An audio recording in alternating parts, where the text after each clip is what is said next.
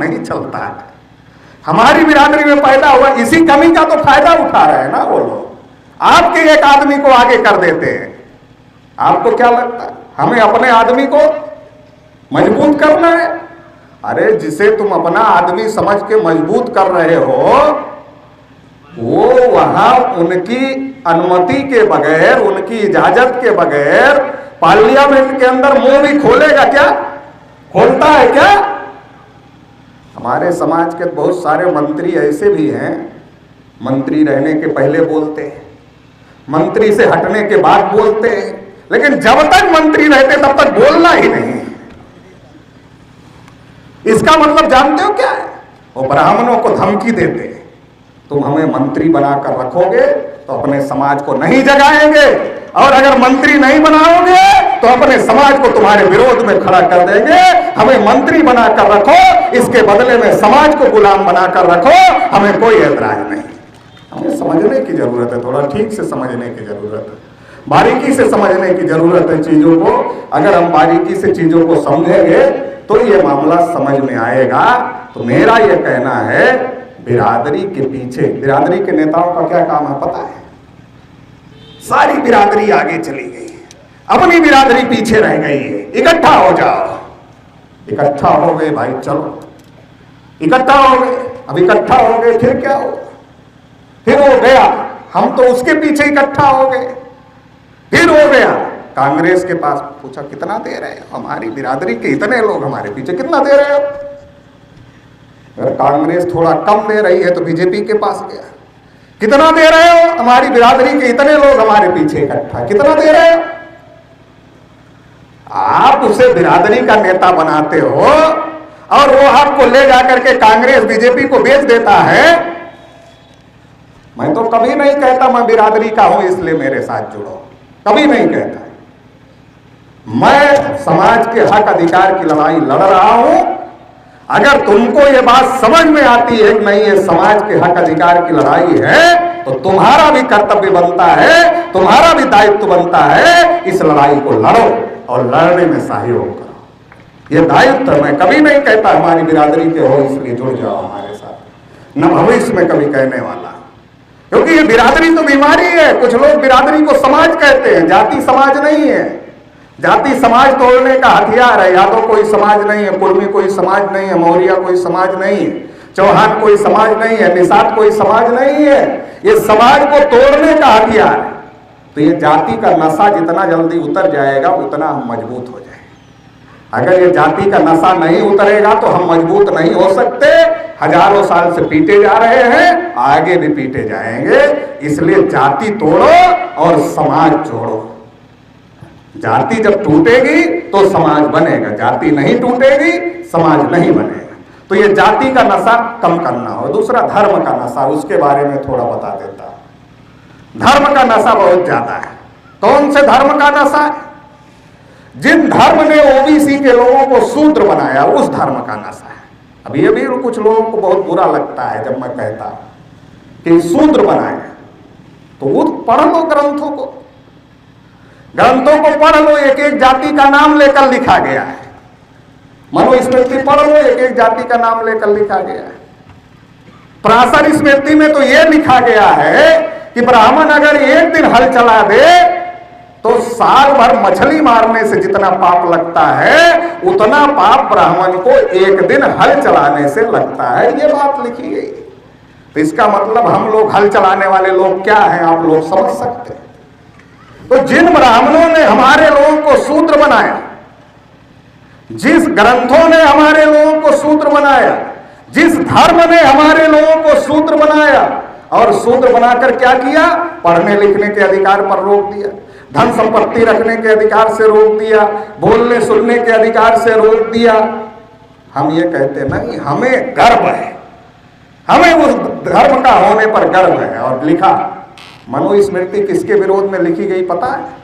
OBC के लोगों को लगता है नहीं ये तो शेड्यूल कास्ट के विरोध में लिखी गई। और ये जो शूद्र बनाया ये भी शेड्यूल कास्ट के। अरे शूद्र का काम था सेवा करना। सेवा का मतलब जानते हो? कौन सेवा करेगा? जो छू सकता वो सेवा करेगा, जो छू नहीं सकता वो सेवा कैसे करेगा भाई? यादव जी दूध दही घी पंडित जी को देने का काम करते थे, आज भी देते हैं। कुर्मी जी अनाज देने का काम करते थे, आज भी देते हैं। मौर्या जी कुशवाहा जी साग सब्जी देने का काम करते थे, आज भी देते हैं। देते हैं कि नहीं देते? फिर तो सेवा कौन कर रहा? सेवा ओबीसी के लोग कर रहे हैं। ओबीसी के लोगों को शूद्र बनाया और मनुस्मृति में जो लिखा कि इनके कान में ज्ञान का एक शब्द पड़ जाए तो शीशा पिघलाकर डाल देना चाहिए, वो ओबीसी के बारे में लिखा, ये भी समझ लेना चाहिए। नहीं तो ओबीसी के लोगों को लगता है अरे चमारों के बारे में लिखा, हमारे बारे में थोड़ा ही कुछ लिखा, ऐसा लगता है ओबीसी को। ये समझ लेना चाहिए। क्यों? क्योंकि जो शेड्यूल कास्ट के लोग थे उन्हें तो गांव के बाहर रहने के लिए मजबूर किया गया था, उनका हुक्का पानी बंद कर दिया गया था। ओबीसी के वो ब्राह्मण के मोहल्ले में जाने की इजाजत नहीं थी शेड्यूल कास्ट के लोगों को। जब इजाजत ही नहीं थी जाने का तो कान में ज्ञान का शब्द पढ़ने का कोई दूर दूर तक प्रश्न ही नहीं। किसके कान में ज्ञान का शब्द पढ़ने की दिक्कत थी, डर था? मान लो यादव जी दूध दही घी लेकर के गए और पंडित वेद पढ़ रहे हैं तो यादव जी के कान में पड़ गया तो लिखा, अगर कान में ज्ञान का एक शब्द पड़ जाए तो शीशा पिघलाकर डाल देना चाहिए। मान लो पटेल जी कुर्मी जी अनाज लेकर गए, वेद रखा है, देख लिया तो लिखा, अगर आंख से देख ले तो आंख में सुज्जा डाल देना चाहिए। उच्चारण करे तो जीभ काट लेनी चाहिए। उच्चारण क्यों हो जाता है? जैसे आप कभी कभी गाना सुनते हो तो सुनते सुनते गुनगुनाने लगते हो, वैसे मान लो ब्राह्मण वेद पढ़ रहा है और कोई ओबीसी का आदमी पहुंच गया, उसने सुना तो सुनने के बाद उसने उसको गुनगुनाना शुरू कर दिया, उच्चारण शुरू कर दिया तो लिखा जीभ काट लेनी चाहिए। ये सारे कानून ओबीसी के लोगों के विरोध में बनाए गए। ओबीसी के लोगों को ये बात समझ लेनी चाहिए। अब जिस धर्म ने हमको शूद्र बनाया, जिस धर्म ने हमारे बारे में लिखा कि तुम्हारे कान में ज्ञान का एक शब्द पड़ जाए तो शीशा पिघला कर डाल देना चाहिए, आंख से देख ले तो सुज्जा डाल देना चाहिए, वो नहीं। हमें गर्व है उस धर्म का, हमें गर्व है। क्यों गर्व है? हमें पता ही नहीं कि लिखा हुआ है, इसलिए गर्व है ना। अगर पता हो जाए तो नहीं होगा। ब्राह्मणों ने शेड्यूल कास्ट के लोगों को अछूत बनाया, ओबीसी के लोगों को शूद्र बनाया। आज वे कुत्ता थाली छू ले तो थाली पवित्र है, शेड्यूल कास्ट का आदमी छू ले थाली अपवित्र है। आदिवासियों को जंगलों में रहने के लिए मजबूर किया।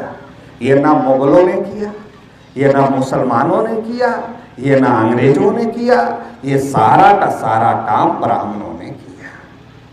और ब्राह्मणों ने कहा ना हल चले न चले कुदारी, बैठे भोजन दे मुरारी। मुरारी नहीं खिलाते हैं, मुरारी नहीं खिलाते हैं, हम ओबीसी वाले खिलाते हैं। इसीलिए ज्योतिबा फूले कहते थे जैसे बाल काटना नाई का धर्म नहीं है, धंधा है, वैसे ही पूजा पाठ कराना ब्राह्मण का धर्म नहीं है, धंधा है। ब्राह्मण धंधा करता है, हमारे लोगों को समझ में नहीं आता। तो अगर आपसे ये पूछा जाए क्या आपको शूद्र होने पर गर्व है, कोई आदमी नहीं कहेगा मुझे शूद्र होने पर गर्व है। अगर आपको ये कहा जाए आपको अछूत बनाया जाएगा, आप हिंदू बनोगे, कोई आदमी नहीं कहेगा नहीं मुझे अछूत बनना है, हिंदू बनना है। अगर किसी आदिवासी को ये पूछा जाए नहीं तुमको जंगली बनाएंगे, तुम हिंदू बनोगे, कोई आदिवासी नहीं कहेगा कि हम हिंदू बनेंगे। मतलब क्या है? फिर ब्राह्मण अपने धर्म का प्रचार करके जो अपने धर्म ग्रंथों में ब्राह्मणों ने लिखा हुआ है उसका प्रचार करके ब्राह्मण किसी को हिंदू नहीं बना सकते। एक बात समझने वाली है, ब्राह्मण किसी अपने धर्म ग्रंथों का प्रचार करके किसी को हिंदू नहीं बना सकते। क्यों? क्योंकि कोई शूद्र बनने के लिए तैयार नहीं होगा, कोई अछूत बनने के लिए तैयार नहीं होगा, कोई जंगली बनने के लिए तैयार नहीं होगा। फिर ब्राह्मण हिंदू कैसे बनाते? मुसलमानों का डर दिखा करके हिंदू बनाते। समझ रहे? एक एक मुसलमान 14-14 बच्चे पैदा कर रहे हैं, देश पर मुसलमानों का कब्जा हो जाएगा, सारे हिंदू इकट्ठा हो जाओ। अभी शाहीन बाग वाले मामले में देखा ना, दिल्ली के हर घर में बलात्कारी घुस जाए, मतलब डर दिखाओ तो आदमी अपने आप हिंदू बन जाता है। और हमारे बहुत सारे पढ़े लिखे लोग हिंदुस्तान हिंदुस्तान कह रहे थे, कई बार कहा, मुझे दुख होता है इस तरीके की बातें सुनने। काफी पढ़े लिखे लोग हैं, पढ़े लिखे लोगों को कम से कम ये समझदारी रखनी चाहिए। एक नीति रणनीति का मामला है, हमारी भाषा और आरएसएस की भाषा एक नहीं होनी चाहिए। आरएसएस की भाषा है हिंदुस्तान, हमारी भाषा नहीं। बाबा साहब की भाषा हिंदुस्तान नहीं। बाबा साहब ने भारतीय संविधान में लिखा है India that is Bharat. India जो कि भारत है, बाबा साहब जानते थे ब्राह्मण बहुत बदमाश है, आज नहीं तो कल ये इंडिया का ट्रांसलेशन हिंदी में हिंदुस्तान करेंगे। इसलिए बाबा साहब ने पहले ही लिख दिया इंडिया दैट इज भारत।